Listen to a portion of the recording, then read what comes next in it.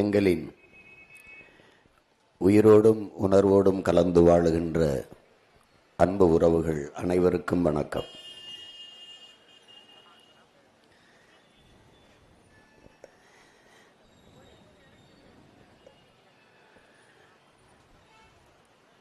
நீண்ட நெடிய வரலாற்று பெருமைகள் பல கொண்ட தமிழர் என்கிற தேசிய இனத்தின் பிள்ளைகள் நாங்கள். திட்டமிட்டு எமக்குள்ளே மொழிப்பற்று இனப்பற்று இல்லாது ஒழித்து சாதிப்பற்று மதப்பற்றை ஊட்டி பிளந்து பிரித்து சிதைத்து அழித்து முடித்திருப்பதை நாங்கள் அறிகிறோம். தெற்காசிய முழுமைக்கும் பரவி வாழ்ந்தவர்கள் தமிழர்கள்தான், மற்ற இனங்களெல்லாம் வந்து குடியேறியவர்கள் என்று அமெரிக்க ஹார்வர்ட் பல்கலைக்கழகத்தினுடைய பேராசிரியர் பெருமக்கள் டோனி ஜோசப்பும் ரிச்சர்டு மார்டினும் தங்களுடைய ஆய்விலே நிறுவுகிறார்கள். அறிவாசான அம்பேத்கர் அவர்கள் இந்திய நிலப்பரப்பு முழுதும் தமிழை தாய்மொழியாக கொண்ட நாகர்கள்தான் பரவி வாழ்ந்தார்கள் என்கிறார். என்னுடைய மூதாதைகளின் மொழி கூட தமிழ்தான் என்கிறார். இந்த நாட்டை என் நாடு என்று சொந்தம் கொண்டாடி கொள்ள ஒரே ஒரு இனத்திற்குத்தான் உரிமை உண்டு, அது தமிழர்களுக்குத்தான் என்கிறார். இமயவரை பரவி இருந்த நாங்கள், தெற்காசிய முழுமைக்கும் பரவி வாழ்ந்த நாங்கள், இந்த காலடியில் குறுக காரணம் என்ன? இமயத்தில் கொடியை நட்டான் இமயவரம்பன் நெடுஞ்சேரலாதன் என்றால் ஊரன் நாட்டில் ஓடிப்போய் என் பாட்டன் நட்டிருக்க முடியாது.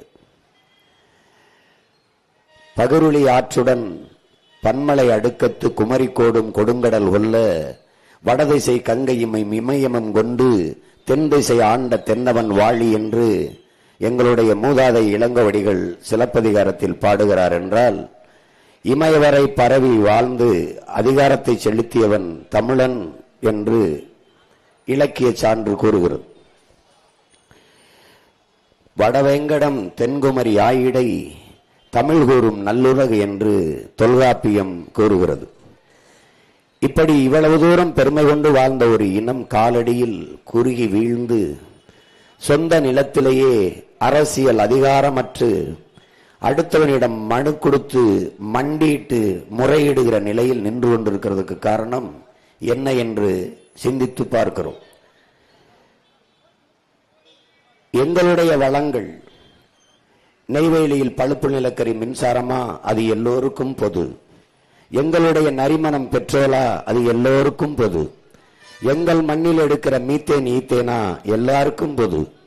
என் மண்ணில் இருக்கிற அணு உலையிலிருந்து தயாரிக்கப்படுகிற மின்சாரமா, அது எல்லோரும் பகிர்ந்து கொள்வார்கள். நாங்கள் இந்தியர்கள் என்ற தேச உணர்வோடு இருக்க வேண்டும் என்று எதிர்பார்க்கிற இந்த நாடு, நாங்கள் மாண்புமிக்க ஜனநாயகவாதிகளாக இருக்க வேண்டும் என்று எதிர்பார்க்கிற இந்த நாடு, நாங்கள் இறையாண்மையும் தேச ஒற்றுமையும் கடைபிடிக்க வேண்டும் என்று எதிர்பார்க்கிற இந்த நாட்டின் தலைவர்கள், இந்த நாடு காவிரியில் தண்ணீர் தர மறுப்பதை, அவரவர் நீர்வளம் அவரவருக்கே என்று, என் மண்ணின் வளம் எல்லோருக்கும், அவரவர் மண்ணின் வளம் அவரவருக்கே என்று இருந்தால் இது எவ்வாறு தேசப்பற்றையும் தேசிய ஒருமைப்பாடையும் இறையாண்மையையும் காப்பாற்றும் என்கிற கேள்வியை நாம் எழுப்ப வேண்டிய அவசியம் இருக்கிறது. முல்லை பேரியாற்று நதிநீர் உரிமை அது கேரளாவுக்குத்தான், காவிரி நதிநீர் உரிமை அது கன்னடர்களுக்குத்தான் என்றால், அப்ப என்னோட நெய்வேலி பழுப்பு நிலக்கரி மின்சார உற்பத்தி எனக்கே என்று நான் வந்தால் எப்படி இந்தியாவில் இறையாண்மையும் ஒருமைப்பாடும் இருக்கும் என்ற கேள்வியை இன உணர்வும் மான உணர்வும் கொண்ட தமிழ் மக்கள் எண்ணி பார்க்க வேண்டும். இந்த இடத்தில் தமிழனுடைய பேரன்பையும் பெருந்தன்மையையும் அவர்கள் ஏமாளித்தனமாகவும் இளிச்சவாய்த்தனமாகவும் மற்றவர்கள் எண்ணுகிறார்கள் என்று எண்ணும்போது அளப்பெரிய கோபமும் வருத்தமும் வெறியும் நமக்கு உருவாகிறது. நான் மட்டும் ஒரு பேரன்புக்காரனாக பெருந்தன்மைக்காரனாக இந்த நாட்டின் இறையாண்மையும் ஒருமைப்பாடையும் கட்டி காப்பாற்றுகிற தேச குடிமகனாக இருக்க வேண்டும். மற்றவர் அவரவர் இனத்தவனாக இருந்தால் எப்படி சரியாக இருக்கும் என்ற கேள்வியை நாம் எழுப்ப வேண்டிய தேவை இருக்கிறது.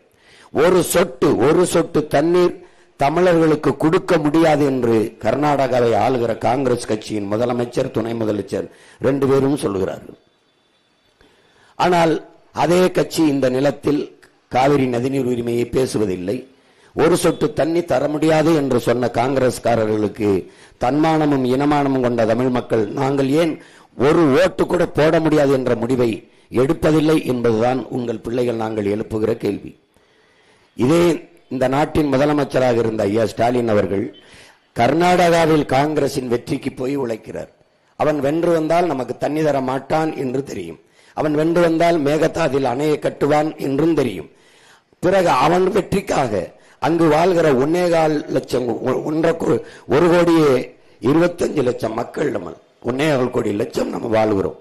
அங்க போய் அந்த மக்களின் வாக்கை இங்கே கர்நாடகாவில் இருக்கிற காங்கிரசுக்கு செலுத்துங்கள் என்று கேட்கிறார். ஒரு கட்சியின் தலைவராக போய் கேட்பதில் பிரச்சனை இல்லை.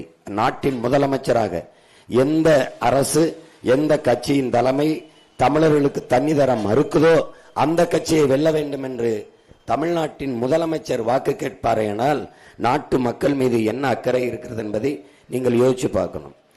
ஒரு சொட்டு தண்ணி தரமாட்டேன் என்று சொன்ன காங்கிரசுக்கு 29 சீட்டை கொடுத்து ஒரு மாநிலங்களவை உறுப்பினரையும் கொடுத்து கூடவே வைத்துக் கொண்டிருக்கிறார்கள் என்றால், ஒரு சொட்டு தண்ணி என் மண்ணுக்கு தர முடியாத உன்னோடு தேர்தல் கூட்டு இல்லை என்று சொல்ல மறுக்கிறார்கள் என்றால் அறிவு சமூகம் இதை சிந்தித்து பார்க்கணும். இந்த உணர்வு, இந்த சிந்தனை நம்ம இல்லாதனால்தான் காலங்காலமாக ஏமாற்றப்பட்டு வீழ்த்தப்பட்டு வஞ்சிக்கப்படுகிறோம் என்பதை என் அன்பு சொந்தங்கள் அறிய வேண்டும். நாங்கள் எங்கிருந்து வந்தோம்? எதற்காக வந்தோம்? உங்களிடத்திலிருந்து உங்களுக்காக வந்தோம். ஏன் வந்தோம்?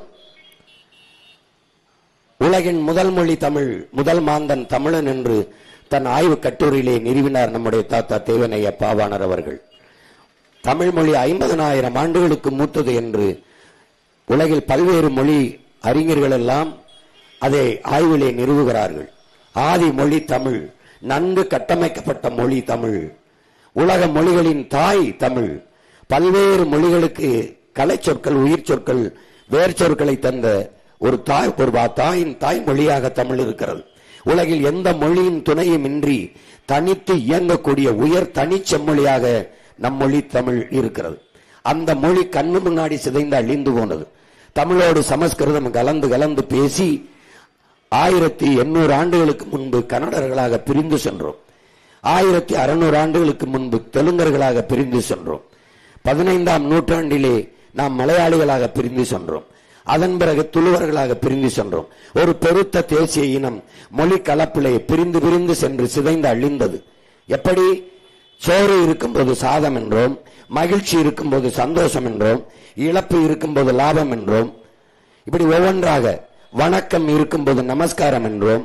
இப்படி பேசி பேசி நாம் சமஸ்கிருதம் கலந்து கலந்து எது தமிழ் எது சமஸ்கிருதம் என்று தெரியாமல் கலந்து கலந்து பேசி நாம் இப்படி மொழி கலப்பால் பிளந்து பிரிந்து சிதைந்து அழிந்தோம். இப்படித்தான் இமயவரை பரவி இருந்த நாம் காலடியில் குறுக காரணம் இதுதான். சேர சோழ பாண்டியர்களில் சேர மன்னனின் நிலப்பரப்பு எது? சேர மன்னன் ஆண்ட பகுதி எது? எது? சிலப்பதிகாரத்தை எழுதிய இளங்கோவடிகள் எந்த நாட்டின் இளவரசன்? சேர நாட்டின் இளவரசன். சேர நாடு எது? இன்னைக்கு மலையாளம் பேசிக்கொண்டு கேரளாவில் இருக்கிற மக்கள் சேர நாட்டின் பிள்ளைகள். தாய்மொழியில் சமஸ்கிருதத்தோடு தமிழை கலந்து கலந்து தமிழோடு சமஸ்கிருதம் கலந்து அவர்கள் மலையாளியால மாறி போனார்கள். 500 ஆண்டுகளுக்கு முன்னாடி மலையாளம் என்கிற மொழியே கிடையாது. அந்த நிலப்பரப்பை இழந்தோம். ஆனால் இன்று என்ன நிலை? சமஸ்கிருத கலப்போடு ஆங்கிலம் அறிவு என்று கருதிய அன்பு சொந்தங்கள் அடுத்தவன் மொழி எனக்கு எப்படி அறிவாகும் என்ற கேள்வியை எழுப்பாது. உலகத்தின் ஆகச்சிறந்த மொழியை, உலகத்தின் தலை சிறந்த இலக்கியங்களை தாய்மொழியிலே படிக்கிற வாய்ப்பை பெற்ற நாம் ஆங்கிலத்தை, ஆங்கிலத்திற்கு பல்வேறு சொற்களை கடன் கொடுத்த ஒரு மொழியை வைத்துக்கொண்டு அந்த மொழி சொற்களை எடுத்து நம் மொழியோட பேசி டீ சாப்பிட்டியா, டிபன் சாப்பிட்டியா, வாக்கிங் போனியா, திங்க் பண்ணி ஃபீல் பண்ணி இப்படி பண்ணியாக பேசி நம் மொழியை ஒரு இணைப்பு சொல்லாக நம் தாய்மொழி தமிழை வைத்து சரிபாதிக்கு மேலே ஆங்கிலத்தை கலந்து பேசி தங்கிலீஷாக தமிங்கிலமாக மாற்றிவிட்டார். இங்கே கடத்தெருக்களில் பாருங்கள், எம் சில்க்ஸ், அந்த ஸ்ரீ மாதேஸ்வரா ஜுவல்லர்ஸ். அப்ப நகைக்கடை கிடையாது, பொன்னணி மாளிகை கிடையாது. தூய தமிழில் சொற்கள் இருக்கும் போது ஆங்கிலத்தை கலந்து தமிழில் எழுதுவார்கள், உச்சரிப்பு ஆங்கிலம், ஆங்கிலத்தில் எழுதுவார்கள், உச்சரிப்பு தமிழ். இதுதான் தமிங்கிலம். தெலுங்கர், கன்னடர், மலையாளி, துளுவர் போல நாம் தமிழர்கள் இல்லை, நாம் தமிங்கிலர்கள். இது ஒரு புது இனம். தமிழன் பேச்சில் இருக்காது, தமிழன் எழுத்தில் இருக்காது, தமிழன் நாட்டில் இருக்காது, அதிகாரத்தில் இருக்காது, வழிபாட்டில் இருக்காது, கல்வி பள்ளிக்கூடங்களில் பயிற்று மொழியாக, கல்லூரிகளில் பயிற்று மொழியாக இல்லை, ஒரு பாடமொழியாக கூட தாய்மொழி இல்லை. தாய்மொழியை விட்டு வெளியேறி விட்டார்கள் தமிழர்கள். மொழியை சிதைந்து அழிய கொடுத்த இனம் வரலாற்றில் வாழ்ந்ததாக செய்தி இல்லை. அப்ப சிதைந்து அழிந்து கொண்டிருக்கிற என் தாய்மொழியை மீட்க தமிழ் மீட்சியே தமிழர் எழுச்சி என்கிறார் தாத்தா தேவனைய பாவாணர். அந்த என் தாய்மொழி சிதைந்து அழிந்து போனதை மீட்சியுற வைக்க, தமிழரை எழுச்சியுற வைக்க தமிழர் ஆட்சி அமைய வேண்டும். அப்ப என் தாய்மொழியை மீட்க காக்க வேற வழியின்றி அந்த தாயின் பிள்ளைகள், இந்த தலைமுறை தமிழ் பிள்ளைகள் வந்தோம். வரலாற்றில் புறக்கணிக்கப்பட்ட இனத்தின் மக்கள் ஒரு நாள் தங்களுக்கான வரலாற்றை தாங்களே எழுதுவார்கள் என்கிறார் புரட்சியாளர் அண்ணல் அம்பேத்கர். நாங்கள் எங்கள் வரலாற்றை இழந்தோம், எங்கள் வரலாற்றை மறந்தோம், நாங்கள் யார் என்ற பெருமையை மறந்தோம். அதனால் எங்களுக்கு வரலாறு என்பதே இந்த 100 ஆண்டு கால திராவிட கட்சிகளின் வரலாறு, 60 ஆண்டு கால திராவிட கட்சிகளின் வரலாறு, ஆட்சிகளின் வரலாறு தான். எதுவென்றாலும் எல்லா இருந்தாலும் ஐயா ஈவேரா தான், அவர்தான் படிக்க வைத்தார், அவர்தான் பெண்களுக்கு போராடினார், அவர்தான் உனக்கு எல்லாம், அவர்தான் பல்லு விளக்கி விட்டார், அவர்தான் சட்டை போட்டு விட்டார், எல்லாம் பெரியார். நாங்கள் சொல்கிறோம், எங்கள் இனத்தின் முன்னோர்கள் ஒவ்வொருவரும் எங்களுக்கு பெரியார் என்று வந்தோம். எல்லா அடையாளங்களையும், எம்மின அடையாளங்களை மறைத்து திராவிட அடையாளங்களை, இந்திய அடையாளங்களை நிறுவினார்கள். வரலாற்றிலே வீரன் என்றால் மராட்டிய மன்னன் சிவாஜி தான், அதைத்தான் எங்களுக்கு படிப்பித்தார்கள். அப்பது எங்களது முன்னவர்கள், எங்கள் பாட்டன் தீரன் சின்னமலை, பூலித்தேவன், மருதுபாண்டியன், கட்டப்பொம்மன், எங்களுடைய பாட்டி வேலுநாச்சியார், சுந்தரலிங்கனார், அழகுமுத்துக்கோன், எங்கள் முன்னையில் எங்க முன்னவர்கள் பண்டாரவன்னியன், எங்க மூதாதையர்கள் எல்லாம் வீரர்கள் இல்லையா என்ற கேள்விக்கு பதிலில்லை. வல்லபாய் பட்டேலை படிக்க வைத்தார்கள். செக்கெழுத்த செம்மல் என் பாட்டன் வஉசியை வரலாற்றில் மறைத்தார்கள். வீர பெண் என்றாலே சான்சிராணிதான். நம் பாட்டி வேலுநாச்சியார் பிறந்து இறந்து 85 ஆண்டுகள் கழித்து தான் அந்த மணிக்கர்ணை என்கிற பெண்ணை, அந்த ஜான்சிராணியின் இயற்பெயர் மணிக்கர்ணை, அவளை பிறக்கிறாள். அப்போது நமக்கு வரலாற்றில் தென்னாட்டின் சான்சிராணி என்று நம் பாட்டி வேலுநாச்சியாரை எழுதுகிறார்கள். அவளை எழுத வேண்டும், வடநாட்டின் வேலுநாச்சியார் என்று வரலாறு மறைக்கப்படுகிறது. வரலாற்றை மறந்துவிட்ட இனம் சுடுகாட்டில் இறந்து கிடக்கிற பிணம் என்கிறான் ஹோசிமின். வரலாற்றில் தெளிவு வராத எந்த இனமும் எழுச்சியுற முடியாது என்கிறான் புரட்சியாளர் லெனின். வரலாற்றை படிக்காதவன் வரலாற்றை படைக்க முடியாது என்கிறார் புரட்சியாளர் அண்ணல் அம்பேத்கர். வரலாறு தான் எங்கள் வழிகாட்டி என்கிறார் எங்கள் உயிர் தலைவன் மேதகுவே பிரபாகரன் அவர்கள். அப்ப வரலாற்றை மறந்துவிட்ட இனமும், அதையெல்லாம் வாசித்து நேசித்த பிள்ளைகள் நாங்கள். வேற இழந்த மரமும் வரலாற்றை மறந்த இனமும் வாழாது என்ற புரிதலோடு வரலாற்றை திருப்பி மறுபடி எம்முடைய வரலாற்றை கிளர்ந்து எழுதுவதற்காகவே நாங்கள் வந்தோம். என் அன்பு சொந்தங்களே, இழந்த உரிமை, கச்சத்தீவு இல்லை, காவிரி நதிநீர் உரிமை இல்லை, முல்லை பேரியாற்று நதியுரிமை இல்லை, நிலமங்கும் நச்ச ஆலைகள். ஒவ்வொரு காலகட்டத்திலும் நாங்கள் வேளாண்மைக்கு காவிரி நதிநீருக்கு கையேந்தி நிற்க வேண்டியது இருக்கிறது. 500 TMC 450 TMCக்கு குறையாம தண்ணீர் வந்து கொண்டிருந்த காலத்தில் வழக்கை தொடுத்தார் ஐயா கருணாநிதி, கூடுதலாக தண்ணி வேண்டும் என்று. அப்போது பிரதமர் அமைச்சராக இருந்தது அம்மையார் இந்திரா காந்தி. கர்நாடகாவில் ஆளுகிற உயரத்தில் காங்கிரஸ் இருப்பதால் அதை இழக்க தயாராக இல்லாத காங்கிரஸ் அந்த வழக்கை திரும்ப பெறுங்கள் என்று ஐயா கருணாநிதி அவர்கள் அழுத்தம் கொடுத்ததால் ஆட்சியை கலைச்சு விடுவார்களோ என்ற அச்சத்தில் வழக்கை திரும்ப பெற்றார். அது பிரச்சனையாக மாறியது. ஒவ்வொரு ஆண்டும் கையேந்தி 450 டிஎம்சி 500 டிஎம்சி இங்கே இப்ப 150 டிஎம்சிக்கு வழக்கு போட்டு ஒவ்வொரு நாளும் போராடி போராடி பெற வேண்டிய நிலைமையில் இருக்கிறது. 980 மில்லிமீட்டர் நமக்கு ஆண்டு ஒன்றுக்கு மழை, 4500 டிஎம்சி கிட்ட மழை தண்ணீர் நமக்கு கிடைக்கிறது. அந்த நீரிலே 1500 டிஎம்சியை தான் நான் பயன்படுத்துகிறோம். மீதியை கடலிலே கலக்க விடுகிறோம். உங்கள் பிள்ளைகள் நாங்கள் ஆட்சிக்கு வரும்போது தண்ணீரின் தேவையில் தன்னிறைவு என்ற திட்டத்தை கொண்டு வந்து, நீரின்றி அமையாத உலக இந்த நீர்வள பெருக்கம் என்ற திட்டத்தை கொண்டு வந்து கடலிலே கலக்கிற அந்த 1500 டிஎம்சி போக மீதி 2500 டிஎம்சிக்கு மேலே கடலிலே கலக்கிறது. அதிலே 500 டிஎம்சியை நாங்கள் சேமித்தாலே போதும். கணக்கில்லாத ஏரி, குளம், குட்டை, கம்மாய், தாங்கள் கரணை என்று வெட்டி வெட்டி நம்ம தேக்கினாலே நம்ம அடுத்தவனிடத்திலே கையேந்த வேண்டிய அவசியமில்லாமல் போகும். தன்மானத்தோடு தமிழர்கள் தண்ணீரின் தேவையிலே தண்ணீரை விடந்து வாழ முடியும். அதை செய்தே ஆக வேண்டும் என்பதற்காகத்தான் உங்கள் பிள்ளைகள் நாங்கள் வந்தோம். வேளாண்மையை கைவிட்ட நாடுகள் எல்லாம் பிச்சை எடுக்கிறது. வேளாண்மை என்பது தொழில் அல்ல, அது நம்முடைய பண்பாடு, அது நம்முடைய கலாச்சாரம், நம்ம வாழ்க்கை முறை. ஆதியில் இருந்து நாம் செய்தது அதுதான். நம்ம வாழ்க்கையோடு பின்னி பிணைந்த ஒன்று. அந்த வேளாண்மையை கைவிட்டு விட்டு நம் மக்கள் உழைப்பிலிருந்து வெளியேறிவிட்டார்கள். ஒரு தாழ்வு மனப்பான்மை. வேளாண்மை படிக்காதவன் செய்கிற தொழில், ஆடு மாடு வளர்ப்பதெல்லாம் படிக்காதவன் செய்கிற வேலை என்று என் மக்கள் எண்ணுகிறார்கள். இல்லை, படித்தவனும் செய்யலாம் என்று வேளாண்மை செய்வது அரசு பணி, ஆடு மாடு வளர்ப்பது அரசு பணி என்று மாற்றி அந்த வேளாண்மையை அழிய விடாமல் மீட்டுருவாக்கம் செய்து மறு கட்டமைப்பு செய்யவே உங்கள் பிள்ளைகள் நாங்கள் வந்தோம். ஒவ்வொன்றாக இந்த நிலத்தில் இருக்கிற இந்த கொடிய ஆட்சி முறையை மாற்றி ஒரு தூய நல்ல ஆட்சியை, தமிழர் அறம் சார்ந்த ஆட்சியை இந்த மண்ணில் நிறுவ வேண்டும் என்பதற்காகவே உங்கள் பிள்ளைகள் நாங்கள் வந்தோம். 1 விழுக்காடு 2 விழுக்காடு அரை விழுக்காடு வாக்கு வச்சிருக்கிறவர்கள் எல்லாம் கூட்டணியில் பேரம் பேசி சீட்டும் நோட்டும் வாங்கி கொண்டு போகும்போது 8.5 விழுக்காடு 36 லட்சம் வாக்கு தனித்த ஒரு கட்சி, இது எங்கள் வாக்கு என்று சொல்லக்கூடிய ஒரு தகுதியை பெற்ற கட்சி உண்டென்றால் அது நாம் தமிழர் கட்சி மட்டும்தான். திமுக இது எங்க கட்சியின் வாக்கு என்று சொல்ல முடியுமா? இல்ல அதிமுக இது எங்க கட்சியின் ஓட்டு என்று சொல்ல முடியுமா? முடியாது. இப்படி தனித்து நிற்கிற உங்கள் பிள்ளைகள் எங்களை எத்தனை கட்சிகள் பேரம் பேசி, எத்தனை ஆயிரம் கோடி பேரம் பேசி எவ்வளவு பதவி ஆசையை காட்டியிருப்பார்கள். ஏன் நாங்கள் செல்லவில்லை? நாங்கள் பதவிக்காக வந்தவர்கள் இல்லை, எம் மக்களின் உதவிக்காக வந்தவர்கள். நாங்கள் எம் மக்களை வைத்து பிழைக்க வந்தவர்கள் அல்ல, எம் மக்களுக்காக உழைக்க வந்தவர்கள். நாங்கள் பணத்துக்காக வந்தவர்கள் அல்ல, நாங்கள் பிறந்த பெருமை மிக்க தமிழர் என்கிற இனத்திற்காக வந்தவர்கள். அதனால்தான் தனித்து நிற்கிறோம், தனித்துவத்தோடு நிற்கிறோம், உயர்ந்த தத்துவத்தோடு நிற்கிறோம். மாற்றம் என்ற சொல் என்பது வெறும் சொல் அல்ல, அது செயல் என்ற புரிதலோடு இந்த களத்திலே நிற்கிறோம்.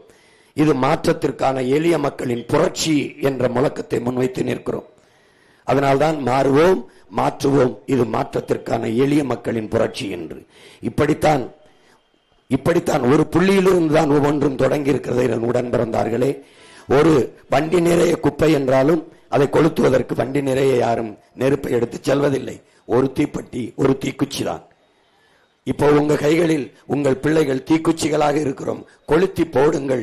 அநீதிக்கு எதிராக, அடக்குமுறைக்கு எதிராக, பசி பஞ்சம் ஊழல் லஞ்சத்திற்கு எதிராக, சாதிய இழிவு தீண்டாமை கொடுமைக்கு எதிராக, பெண்ணி அடிமைத்தனம் வன்முணர்வு கொலைகளுக்கு எதிராக, மதுமத போதைக்கு எதிராக, வள கொள்ளைகளுக்கு எதிராக இந்த புரட்சி தீ பற்றி எரியட்டும். உங்கள் பிள்ளைகள் தீக்குச்சிகளாக எரிகிறோம் என்றுதான் உங்கள் கைகளில் வந்து இருக்கிறோம். எனவே என் அன்பு சொந்தங்கள், என் அருமை உடன் பிறந்தார்கள், பேரன்பு மிக்க எனது பெற்றோர்கள், உங்கள் பிள்ளைகள் நாங்கள் எடுத்து வைக்கிற அரசியலை கொஞ்சம் ஆழ்ந்து கவனியுங்கள். மற்றவர்கள் சொல்லுகிற அரசியலையும் பாருங்கள். நாங்கள் வந்தால் மிக்சி தருவோம், கிரைண்டர் தருவோம், அண்டா தருவோம், 2000 தருவோம், 10,000 தருவோம், பிரிட்ஜ் தருவோம், டிவி தருவோம், அதெல்லாம் நாங்கள் சொல்ல மாட்டோம். அதையெல்லாம் நீங்களே வாங்கிக் கொள்கிற வேலை வாய்ப்பையும் வசதியையும் வருவாய் பெருக்கத்தையும் உங்கள் பிள்ளைகள் தருவோம். தன் கையை சார்ந்து வாழ்கிற தற்சார்பு தன்மான வாழ்க்கையை உங்கள் பிள்ளைகள் உங்களுக்கு தருவோம். ஏனென்றால் என் ஆத்தாலும் அப்பனும் கையேந்தது அவமானமாக கருதினேன். என் உடன் பிறந்தார்கள் என் தம்பியும் தங்கையும் கையேந்துவதை அவமானமாக நான் கருகிறேன். ஒரு தேசிய இனத்திற்கான தலைகுனிவாகவும் இழிவாகவும் கருதுகிறோம். என்ன வளம் இங்கே இல்லை, அந்த வளத்தை வைத்து நிலத்திலே எண்ணற்ற வேலை வாய்ப்பை உருவாக்கி உங்கள் பிள்ளைகள் படித்தவர் படிக்காதவர் அனைவருக்கும் அரசு வேலை, இனி படிக்காதவரே இல்லை என்ற நிலையை உருவாக்குவது எங்களின் அடுத்த வேலை என்ற கனவோடு இந்த களத்திலே நிற்கிறோம். எனவே இலவசங்கள் என்பது உங்கள் பிள்ளைகளின் எங்களின் ஆட்சியிலே அறிவை வளர்க்கும் கல்வி உலகத்தரத்திற்கு சரியாக சமமாக தரமாக கொடுப்போம். உயிரை காக்கும் மருத்துவம் ஒரு மகத்தான சேவை, அது என் மக்களுக்கு தேவை என்ற அடிப்படையிலே உயர்ந்த மருத்துவத்தை நாட்டின் முதன்மை அமைச்சருக்கு என்ன மருத்துவம் கிடைக்குமோ அது கடைகோடி மகனுக்கும் கிடைக்க செய்வதுதான் சரியான மக்களாட்சி. சரியாக சமமாக தரமான மருத்துவத்தை தரமுயர்த்தி என் மக்களுக்கு கட்டணமல்லாமல் கொடுப்போம். பிறகு குடிநீரை, தூய குடிநீரை, உலக உயிர்களின் உயிர் தேவையாக இருக்கிற நீரை விற்பனை பண்டமாக மாற்றிவிட்டார்கள். அதை தடுத்து தூய குடிநீரை என் மக்களுக்கு, என் நாட்டு குடிகளுக்கு சரியாக தரமான குடிநீரை கட்டணமில்லாமல் கொடுப்போம். பிறகு தடையற்ற மின்சாரத்தை கொடுப்போம். எரிகாற்று உருளை கொடுப்போம், இலவசமாக இல்லை, குறைந்த கட்டணத்திற்கு. நாங்களே எரிகாற்று உற்பத்தி செய்வதால் குறைந்த கட்டணத்துக்கு உற்பத்தி செலவை மட்டும் எடுத்துக்கொண்டு என் மக்களுக்கு தடையின்றி எரிகாற்று சிலிண்டரை கொடுப்போம். பயணிக்க நல்ல பாதை கொடுப்போம், தரமான போக்குவரத்து கொடுப்போம். இப்படி இதுதான் அடிப்படை கட்டமைப்பு. அதை உங்கள் பிள்ளைகள் செய்வோம். மற்றவர்களைப் போல மோட்டர் பைக்கு தருவோம், கார் தருவோம், 2000 தருவோம், 3000 தருவோம், தாலிக்கு தங்கம் தருவோம், அதெல்லாம் நாங்கள் சொல்ல தயாராக இல்லை, செய்ய மாட்டோம். நாங்கள் வந்தால் டாஸ்மார்க்கை மூடுவேன், வந்த உடனே மூடுவேன். பணம்பால், தென்னம்பால், ஈச்சம்பால், மூலிகை சாறு என்று கல்லை திறந்து விடுவேன். இந்த டாஸ்மார்க் சீம சரக்கை மூடி விடுவேன். ஒருத்தர் கூட இந்த சாராய கடையை மூடுவேன் என்று ஒருத்தரும் சொல்ல மாட்டேன் என்கிறார்கள். சாராய கடை திறந்து வச்சுட்ட பெண்களுக்கான பாதுகாப்பு, நாட்டு மக்களின் நலன் என்றெல்லாம் பேசுவது, சட்டம் ஒழுங்கு என்றெல்லாம் பேசுவது எவ்வளவு வேடிக்கையானது என்பதை அறிவார்ந்த எனது சொந்தங்கள் எண்ணி பார்க்க வேண்டும். ஒவ்வொன்றிலையும் ஒரு மாற்று சிந்தனையோடு, ஒரு பெரும் கனவோடு உங்கள் பிள்ளைகள் வந்திருக்கிறோம். இந்த கனவு என்னுடையது இல்லை, என் முன்னவர்களின் எச்சமும் சொச்சமும் தான் நாங்கள். எங்கள் தலைவன் என் முன்னவர்கள் தூக்கி சுமந்த கனவை தூக்கி சுமந்தான். தமிழர் அறம் சார்ந்த ஆட்சி, அறம், மானம், வீரம் மூன்றும் உயிரென்று வாழ்ந்த இனத்தின் மக்களினுடைய கனவு. அவன் கண்ட கனவு, என் தலைவன் கண்ட கனவு 200 ஆண்டுகளுக்கு பிறகு என் இனம் எப்படி உரிமை பெற்று பெருமையோடு உயர்ந்து சிறந்து வாழ வேண்டும் என்ற கனவு. அந்த கனவை அவன் பிள்ளைகள் எங்களுக்கு கையளித்தான். அந்த கனவோடு இந்த தமிழகத்தின் தெருக்களெங்கும் கத்தி கத்தி ஓடி வருகிறோம். என் அருமை சொந்தங்களே, உங்களை நம்பி நிற்கிற பிள்ளைகளை தனித்து எப்படி சீமான் நிற்கிறான், எப்படி வெல்வான், அவன் தம்பி தங்கைகள், அவன் பிள்ளைகள் எப்படி வெல்வார்கள்? நாங்கள் எங்கே தனித்து நிற்கிறோம்? இத்தனை கோடி தமிழ் சொந்தங்கள் என்னும் பெற்றோர்கள், பேரன்பு மிக்க என் உறவுகளோடு இணைந்து கூட்டணி வைத்திருக்கிற ஒரே கட்சி நாம் தமிழர் கட்சி மட்டும்தான். நான் கட்சியை நம்பவில்லை, தலைவர்களை நம்பவில்லை, தமிழர்களை நம்புகிறேன். நான் இயக்கங்களை நம்பவில்லை, அடுத்த தலைமுறை இளைஞர்களை நம்பி இந்த களத்திலே உங்கள் பிள்ளைகள் நிற்கிறோம். எங்களை பெற்றவர்கள், எங்கள் உடன் பிறந்தவர்கள் எங்களை கைவிட மாட்டார்கள் என்ற அசைக்க முடியாத நம்பிக்கையில் நிற்கிறோம். உங்களை நம்பி நிற்கிற பிள்ளைகளை கைவிட்டு விட்டீர்கள் என்ற வரலாற்று பதிவு வரவிடாமல் நம்பி நின்ற பிள்ளைகளை வெல்ல வைத்தார்கள் என்ற வெற்றி சரித்திரத்தை எழுதுங்கள் என் அன்பு சொந்தங்களே. அதிமுக வெல்வதோ திமுக வெல்வதோ சாதாரண நிகழ்வு. ஏனென்றால் பலமுறை அவர்கள் வென்றிருக்கார்கள். உங்கள் பிள்ளைகள் நாங்கள் வெல்வது சரித்திரத்தில் மாபெரும் புரட்சி என்பதை மனதில் கொண்டு என் அன்பு மக்கள், உங்கள் பிள்ளைகள் எங்களுக்கு விவசாய சின்னத்திலே வாக்கு செலுத்தி வெற்றி பெற செய்ய வேண்டும். இந்த மேட்டூர் தொகுதியிலே போட்டியிடுகிற என் அன்பு மகள் வித்யாராணி வீரப்பன் அவர்களுக்கு நீங்கள் விவசாய சின்னத்திலே வாக்கு செலுத்த வேண்டும். உங்களுக்கு தெரியும், தமிழனுக்கு எந்த வீர குறியீடும் இல்லாமல் அழிக்க வேண்டும் என்பது திராவிடத்தினுடைய நோக்கம். பிரபாகரன் என்றால் அவன் தீவிரவாதி, பிரிவினவாதி. வீரப்பன் என்றால் அவன் சந்தனக்கட்டை கடத்தியவன், மாயாவி, திருடன் என்று கட்டமைப்பார்கள். தமிழர்கள் வீர மக்களை பெற்ற ஒரு இனம்தான் பாதுகாப்பாக வாழும். வீர மக்களை பெறாத இனம் சிதைந்த அழியும், நாடு அழியும் என்கிறார். அப்படி வீர மக்கள் நம் இனத்தில் பல்வேறு முன்னவர்கள் தோன்றினார்கள். அதில் நம் கண்முன்னே பிறந்த வீர மக்களில் ஒருவன்தான் வீரப்பன் என்ற பெருமா வீரன், பிரபாகரன் என்ற எங்கள் உயிர் தலைவன். இந்த குறியீடுகளை எல்லாம் சொல்ல விடமாட்டார்கள். பேசும்போது, சீமான் பேசும்போது பிரபாகரன் என்று சொல்லும்போது கைதட்டுகிறார்கள், மக்கள் ஆர்ப்பரிப்பார்கள். வீரப்பன் என்று சொல்லும்போது கைதட்டுகிறார்கள், ஆர்ப்பரிக்கிறார்கள் என்று உளவுத்துறை குறிப்பெழுதி கொடுக்கும் போது தமிழர்கள் வீரத்தில் நின்று நிமிர்ந்து எழுச்சி வருகிறார்கள். விடக்கூடாது என்று வீரப்பனை பற்றி பேசினால் தடை, சுவரொட்டி ஒட்டினால் தடை. நான் ஒட்டும்போது கிழித்தார்கள், எண்ணற்ற வழக்குகளை மேலே போட்டார்கள். வீரப்பன் திருடன் என்றார்கள். வீரப்பனை திருடன் என்றால் ஜெயலலிதா கருணாநிதிக்கு என்ன பேர் என்று கேட்டேன். வாயை மூடிக்கொண்டு நின்று விட்டார்கள். சந்தனக்கட்டையை வெட்டி வித்தான் என்றார்கள். யானை தந்தத்தை கடத்தி வித்தான் என்றார்கள். சரி, வெட்டியவன் காட்டுக்குள்ளிருந்தான், வித்தவன் தந்தத்தை வித்தவன் காட்டுக்குள்ளிருந்தான், வாங்கியவன் எங்கே இருந்தான் என்று கேட்டேன். வித்தவனையை விரட்டி விரட்டி போனீர்களே, வாங்கியவனை ஏன் ஒருவனை கூட கைது செய்ய உள்ளே போடவில்லை என்றால், வித்தவன் எங்கள் ஐயா என்றால் வாங்கியவன் அதிகாரத்தில் இருந்தவன் இவன். அதனால் அவர் வெளியே வந்து பேசினால் பல பேருடைய உண்மை வெளியே வந்துவிடும் என்று காட்டுக்குள்ளே வைத்து கொள்ள வேண்டிய நிலைமை இருந்தது. மோதி வெல்லாமல் மோரிலே விஷத்தை வைத்து கொன்று இறந்த பிணத்தை எடுத்து வந்து மீசையை வெட்டி வண்டியில ஏற்றி போய் துப்பாக்கி வச்சு தூரத்துட்டு ஆட்டு ரத்தத்தை பீச்சி விட்டு கொன்று விட்டோம் வென்று விட்டோம் என்று பீத்தி கொண்ட கோழைகள் இந்த நாட்டிலே. இன்னைக்கு எவனாவது சொல்ல முடியுமா? எந்த கட்சியாவது இதே அதிமுக சொல்லுமா எங்க ஆட்சியில் தான் வீரப்பனை கொன்றோம் என்று சொல்லுமா?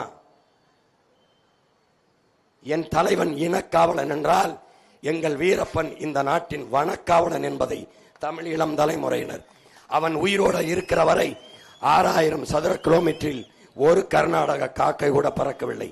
அவன் செத்தான், ஒக்கணைக்கல் என்னது என்று எடியூரப்பா கால் வச்சு விட்டான். அவர் இருந்திருந்தால் காவிரியில் ஒரு சொட்டு தண்ணி தர முடியாது என்று கன்னடர்கள் பேசியிருக்க முடியுமா என்று தன்மானமிக்க தமிழ் மக்கள் சிந்தித்து பார்க்கணும். திட்டமிட்டு அழிப்பார்கள். இப்போது உங்கள் முன்னால் நிற்கிற மகனை தமிழர் தேசியம், தமிழர் உரிமை, தமிழர் நிலம் வளம், தமிழர் காடு மலை, என் மொழி என் வரலாறு என்று நான் பேசும்போது என்னை செப்பரேட்டிஸ்ட், சாவனிஸ்ட், இனவெறியன், மொழிவெறியன் என்று பேசுகிறார்கள். இப்படித்தான் பழி சுமத்தி அளிப்பார்கள். என்னை மொழிவெறியன், இனவெறியன் என்று சொல்லும் போது எனக்கு ஒரு பெருமையும் திமிரும் ஒரு நிமிரும் வரும். ஏன் என்னை தமிழ் இன வெறியன் என்று சொல்லும் போது அப்போது நான் உறுதியாகிறது, நான் ஒரு நல்ல தமிழ் தாய்க்கும் தமிழ் தகப்பனுக்கும் பிறந்திருக்கிறேன். நான் இன உணர்வு மான உணர்வோடு இன்னும் வாழ்கிறேன்.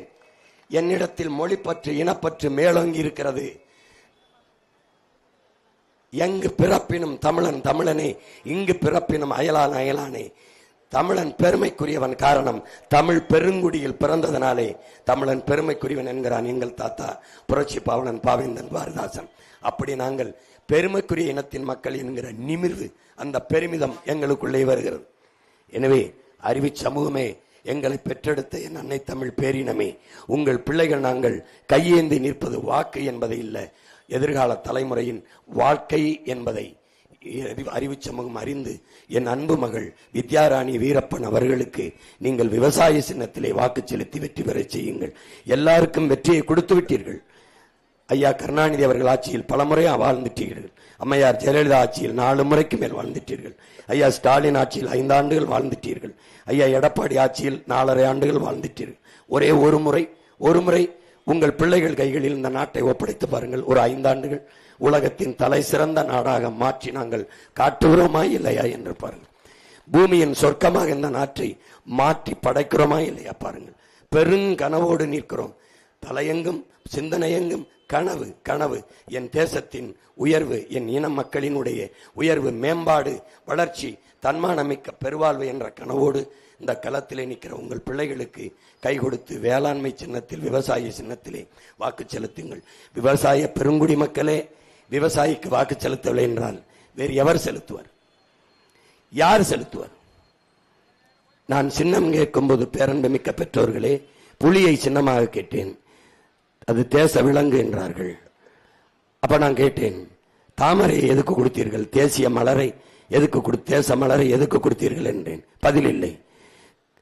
யானையை கேட்டேன், யானையை ஏற்கனவே கொடுத்தாய்விட்டது, உயிர் உள்ளது எதையும் கொடுக்க முடியாது என்றார்கள். அப்ப யானையை கேட்டேன், காளமாட்டை கேட்டேன், உயிருள்ள எதையும் கொடுக்க முடியாது என்றார்கள். ஆனால் கடைசியாக ஒரு விவசாயி சின்னத்தை கொடுத்தார்கள். ஏன் விவசாயி சின்னத்தை கொடுத்தார்கள்? விவசாயி எவனும் உயிரோடு இல்லை என்று அவர்கள் நம்புகிறார்கள். அதை ஏன் எனக்கு கொடுத்தார்கள்? தன் உயிரை கொடுத்தாவது விவசாயியும் சீமான் காப்பாற்றுவான் என்று என்னிடத்தில் கொடுத்திருக்கிறார்கள்.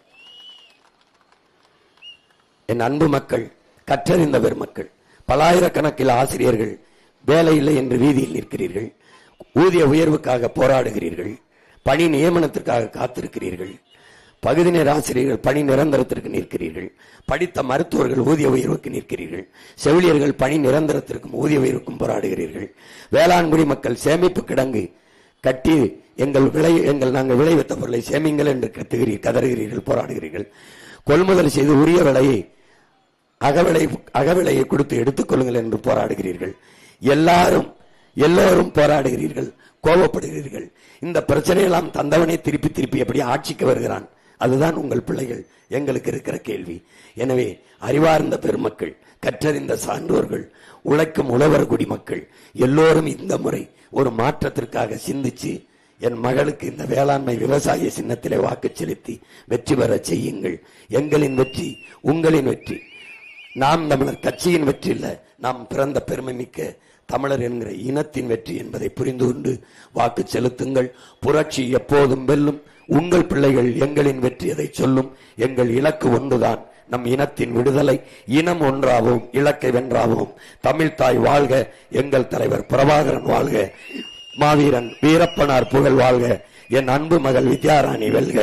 நன்றி, வணக்கம். நாம் தமிழர்.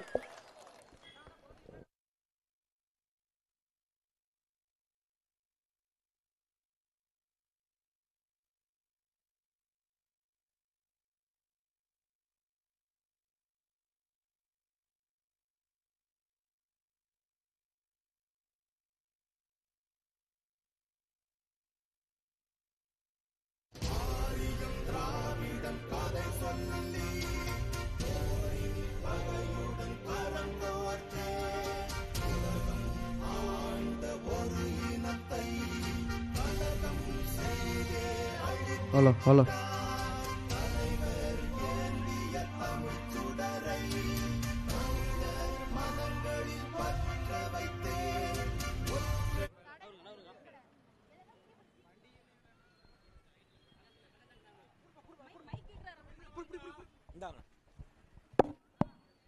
அன்பு செல்வத்திற்கு செந்தமிழ் வீரப்பன் என்ற பெயரை சூட்டுகிறேன். செந்தமிழ் வீரப்பன்.